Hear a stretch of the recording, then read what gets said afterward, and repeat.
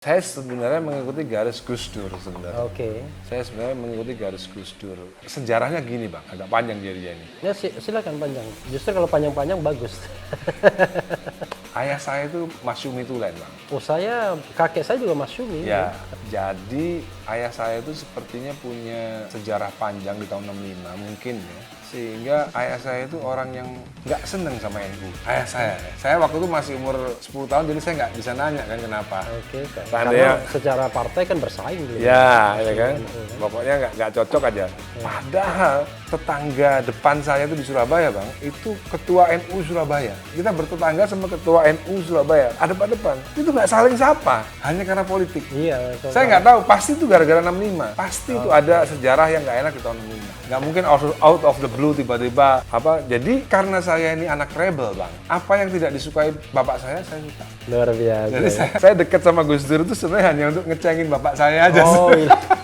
Ini kadang-kadang orang yang nggak paham soal keislaman bang. Saya mau menjelaskan ya, untuk supaya orang itu nggak salah paham soal saya kan. Tadi kan dibilang saya kan dekat dengan NU gitu kan. Iya. Jadi gini bang, menurut saya Islam itu ada tiga. Islam ada tiga dimensi. Dimensi religiusitas ya. Dia sama dengan agama Kristen, Nasrani, Yahudi, Hindu dan lain-lain. Di sisi lain ini di sisi spiritualitas. Ini di sini ada Jalil Rumi, ada Al-Ghazali ya, ada Gus Dur di sini nih, Gus Dur nih. Tasawufnya kan Islam sebagai dimensi spiritual, tasawuf. Yang satu lagi ini adalah dimensi kebangsaan. Islam dalam dimensi kebangsaan. Jadi kadang-kadang kalau ditanya kenapa Ahmad Dhani sekarang kok ke Habib Rizik? Karena biasanya orang yang mengidolakan Gus Dur itu Pasti tidak mengidolakan Habib Rizik. begitupun sebaliknya. Iya. Begitupun sebaliknya. Jadi saya itu punya foto, saya cium tangan Gus Dur, saya pun juga punya foto, saya cium Habib Rizik. Nah, Satu simbol spiritual, satunya simbol kebangsaan. gitu. Kebangsaan itu berarti politiknya dong lebih banyak. Ya, jadi gini, yang kita bela itu, ini yang banyak orang nggak paham, Islam tidak perlu dibela. Sering kan dengar itu kan? Iya. Ya kan? Buat apa ada front pembela Islam? Islam itu tidak perlu dibela. Nah, ini adalah orang-orang yang belum paham soal tiga dimensi keislaman tadi itu, Bang. Jadi, yang dibela oleh Habib Rizik dan kawan-kawan 212 ini adalah Islam dalam dimensi kebangsaan.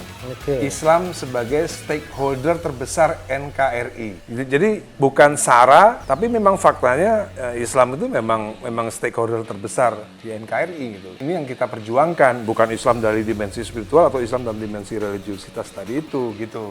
Pertanyaan yang agak ngeri-ngeri sedap, Prabowo atau Habib Rizik? Kan bisa dijelaskan ke Sobat Era kenapanya. Itu pertanyaan berat itu. Seorang Ahmad Dhani tidak pernah menyerah untuk menjawab. Iya, kalau sampai saat ini ya, saya masih Prabowo. Alasannya? Alasannya karena Habib Rizik tidak di Indonesia. Kalau Habib Rizik di Indonesia? Nah, nanti boleh tanya lagi. Boleh.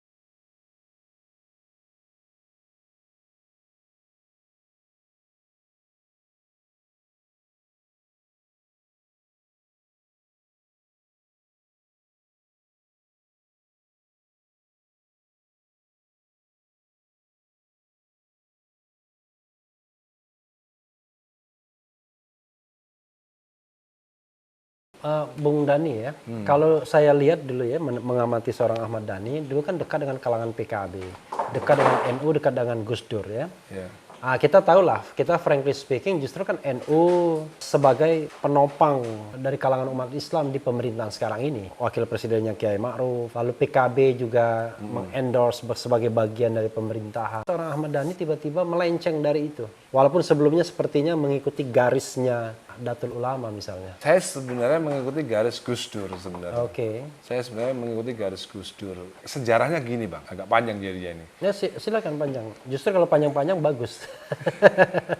Ayah saya itu Masyumi Tulen, Bang. Oh, kakek saya juga Masyumi. Ya, jadi ayah saya itu sepertinya punya sejarah panjang di tahun 65 mungkin ya. Sehingga ayah saya itu orang yang nggak seneng sama NU. Ayah saya ya. Saya waktu itu masih umur 10 tahun jadi saya nggak bisa nanya kan kenapa. Oke, Seandainya- karena secara partai kan bersaing dulu. Ya, Masyumi ya kan. NU kan. Pokoknya nggak cocok aja. Padahal tetangga depan saya itu di Surabaya, Bang, itu ketua NU Surabaya. Kita bertetangga sama ketua NU Surabaya, depan. Itu nggak saling sapa, hanya karena politik. Iya. Saya nggak tahu, pasti itu gara-gara 65. Pasti itu ada sejarah yang nggak enak di tahun 65. Nggak mungkin out of the blue tiba-tiba apa. Jadi karena saya ini anak rebel, Bang, apa yang tidak disukai bapak saya suka. Luar biasa. Jadi saya dekat sama Gus Dur itu sebenarnya hanya untuk ngecengin bapak saya aja. Oh, iya. Dan almarhum sempat komentar ya begitu dekat begitu. Oh iya, komentar. Bapak saya bilang NU tuh Yusuf Hasim, gitu. NU tuh yang bener tuh Yusuf Hasim, katanya gitu. Jadi sebenarnya bukan karena NU-nya tapi karena Gus Durnya. Bukan. Ayah saya nggak terlalu ya. Ayah saya lebih senior daripada Gus Dur. Nah, tapi gini, seorang Ahmad Dhani yang saya pahami ya, suka dengan seorang tokoh yang katakanlah kelihatan strong, orangnya yang punya wibawa besar. Saya membayangkan Ahmad Dhani pasti suka Bung Karno nih ya. Oh, itu pasti. Iya. Itu pasti ya. Bung Karno atau Gus Dur? Kalau harus Bung memilih. Karno. Bung Karno. Kenapa Bung Karno? Bung Karno Karena sama-sama playboy gitu. salah satunya itu. Nggak apa-apa, itu kan human interest kan. Itu kan Iya. dari sisi human interest Iya. kan. Dari sisi human interest. Terus dari sisi kalau disuruh milih ya saya milih Bung Karno. Ya, saya kira jelas ya, memang berbeda ya kalau kita lihat. Ya, karena Bung Karno itu saya sedikit tidak bisa melampaui Gus Dur. Oke. Ada beberapa hal yang saya nggak bisa seperti Gus Dur. Misalnya Gus Dur kan ahli agama gitu kan. Saya kan bukan ahli agama. Oke. Jadi saya lebih convertnya saya ke Soekarno. I see. Karena saya tidak seahli agama seperti Gus Dur gitu. Dari situ aja misalnya gitu Oke, ya. dan itu pilihan. Tapi kalau dari pilihan soal spiritual, saya milih Gus Dur. Ini kadang-kadang orang yang nggak paham soal keislaman, Bang. Saya mau menjelaskan ya, supaya orang itu nggak salah paham soal saya kan. Tadi kan dibilang saya kan dekat dengan NU gitu kan. Iya. Jadi gini, Bang. Menurut saya Islam itu ada tiga. Islam ada tiga dimensi. Dimensi religiusitas ya. Dia sama dengan agama Kristen, Nasrani, Yahudi, Hindu dan lain-lain. Di sisi lain ini di sisi spiritualitas. Ini di sini ada Jalun Rumi, ada Al-Ghazali ya, ada Gus Dur di sini nih, Gus Dur nih. Tasawufnya kan Islam sebagai dimensi spiritual, tasawuf. Yang satu lagi ini adalah dimensi kebangsaan. Islam dalam dimensi kebangsaan. Jadi kadang-kadang kalau ditanya kenapa Ahmad Dhani sekarang kok ke Habib Rizik? Karena biasanya orang yang mengidolakan Gus Dur itu Pasti tidak mengidolakan Habib Rizik. begitupun sebaliknya. Iya. Begitupun sebaliknya. Jadi saya itu punya foto, saya cium tangan Gus Dur, saya pun juga punya foto, saya cium Habib Rizik. Nah, Satu simbol spiritual, satunya simbol kebangsaan. gitu. Kebangsaan itu berarti politiknya dong lebih banyak. Ya, jadi gini, yang kita bela itu, ini yang banyak orang nggak paham, Islam tidak perlu dibela. Sering kan dengar itu kan? Iya. Ya kan? Buat apa ada front pembela Islam? Islam itu tidak perlu dibela. Nah, ini adalah orang-orang yang belum paham soal tiga dimensi keislaman tadi itu, Bang. Jadi, yang dibela oleh Habib Rizik dan kawan-kawan 212 ini adalah Islam dalam dimensi kebangsaan.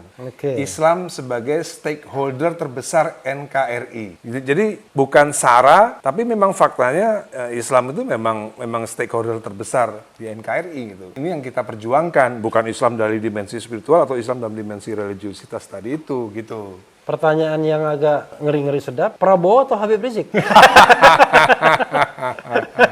Kan bisa dijelaskan ke Sobat Era kenapanya. Itu pertanyaan berat itu.